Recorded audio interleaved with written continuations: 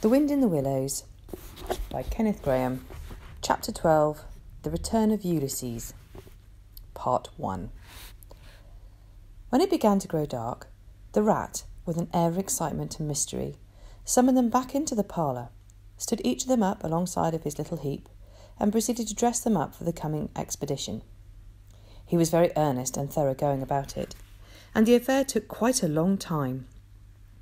First, there was a belt to go around each animal, and then a sword to be stuck into each belt, and then a cutlass onto the other side to balance it, then a pair of pistols, a policeman's truncheon, several sets of handcuffs, some bandages and sticking plaster, and a flask and a sandwich case. The badger laughed good-humouredly and said, "All right, Ratty, it amuses you, and it doesn't hurt me. I'm going to do all I've got with this here stick." But the rat only said, "Please, Badger, you know I shouldn't like you to blame me afterwards and say I've forgotten anything." When all was quite ready, the badger took a dark lantern in one paw, grasped his great stick with the other, and said, "Now then, follow me. Mole first, 'cause I'm very pleased with him. Rat next, Toad last.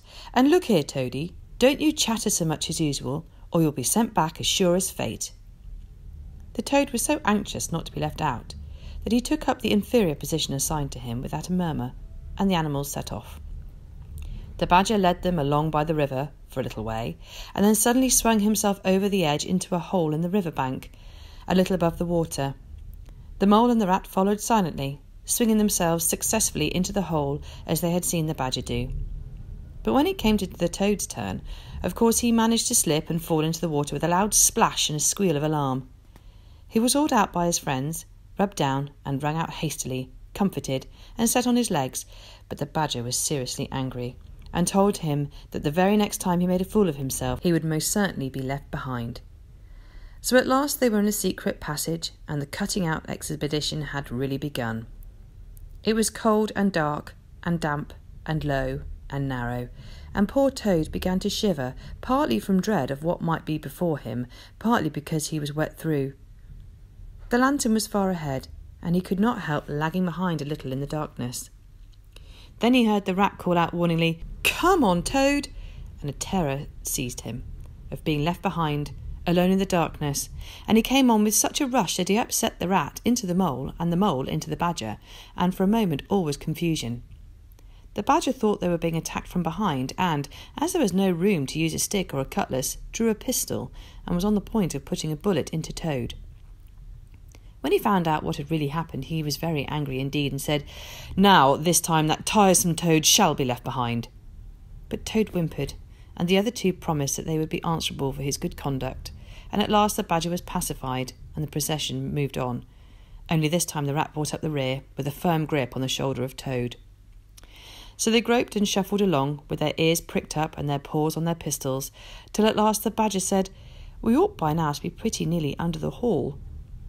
And suddenly they heard, far away as it might be, and yet apparently nearly over their heads, a confused murmur of sound, as if people were shouting and cheering and stamping on the floor and hammering on the tables. The Toad's nervous terrors all returned, but the badger only remarked placidly, "They are going it, the weasels." The passage now began to slope upwards. They groped on a little further, and then the noise broke out again, quite distinct this time, and very close above them. "Hooray, hooray, hooray, hooray," they heard, and the stamping of little feet on the floor, and the clinking of glasses and little fists pounded on the table. "What a time they're having," said the badger.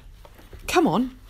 They hurried along the passage till it came to a full stop, and they found themselves standing under the trap-door that led up into the butler's pantry. Such a tremendous noise was going on in the banqueting hall that there was little danger of their being overheard. The badger said, "Now, boys, all together," and the four of them put their shoulders to the trapdoor and heaved it back. Hoisting each other up, they found themselves standing in the pantry, with only a door between them and the banqueting hall, where their unconscious enemies were carousing. The noise, as they emerged from the passage, was simply deafening. At last, as the cheering and hammering slowly subsided, a voice could be made out saying, "Well, I do not propose to detain you much longer." Great applause. "But before I resume my seat," renewed cheering, "I would like to say one word about our kind host, Mr. Toad." "We all know Toad." Great laughter. Good Toad, modest Toad, honest Toad. Shrieks of merriment. Only just let me get at him, muttered Toad, grinding his teeth.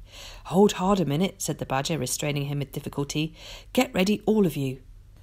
Let me sing you a little song, went on the voice, which I have composed on the subject of Toad. Prolonged applause.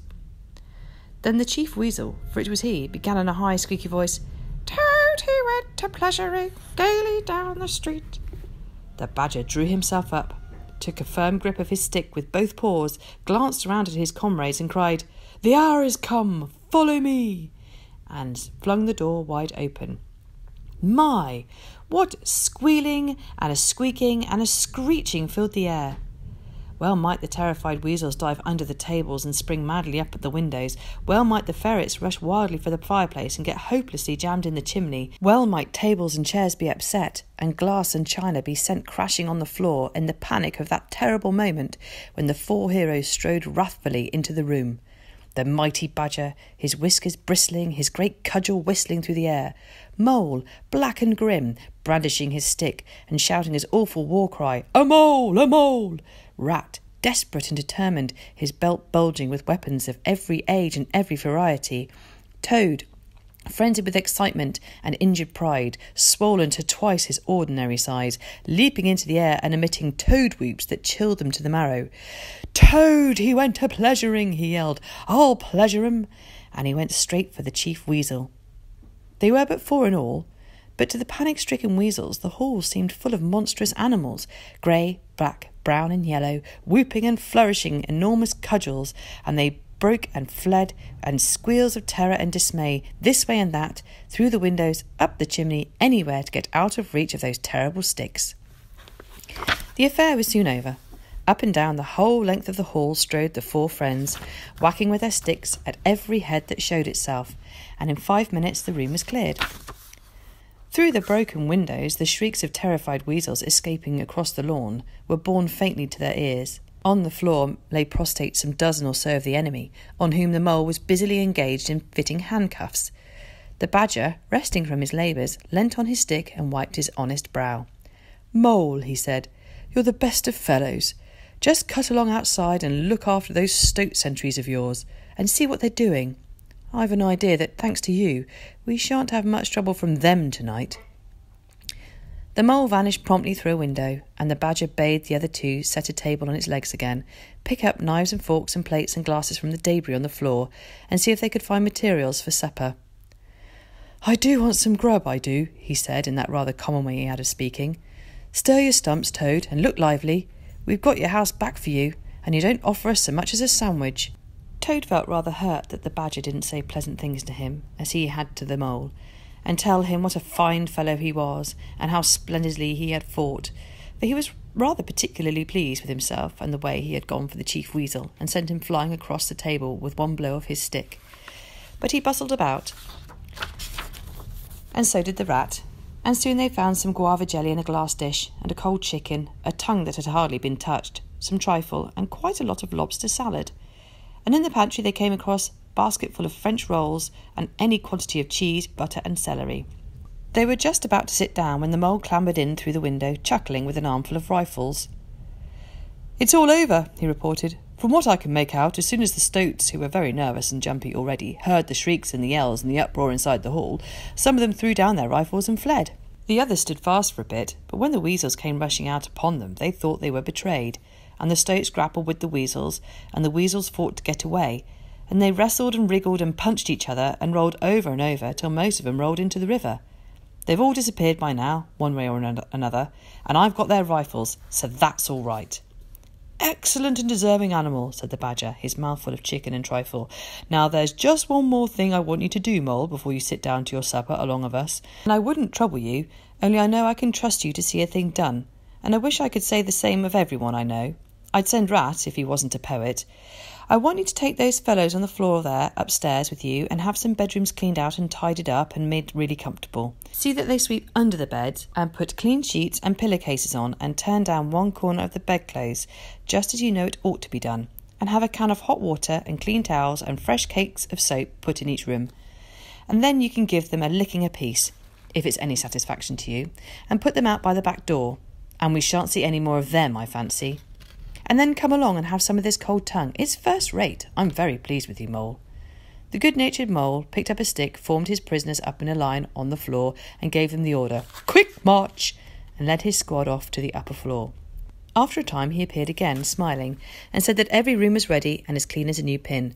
"And I didn't have to lick them either," he added.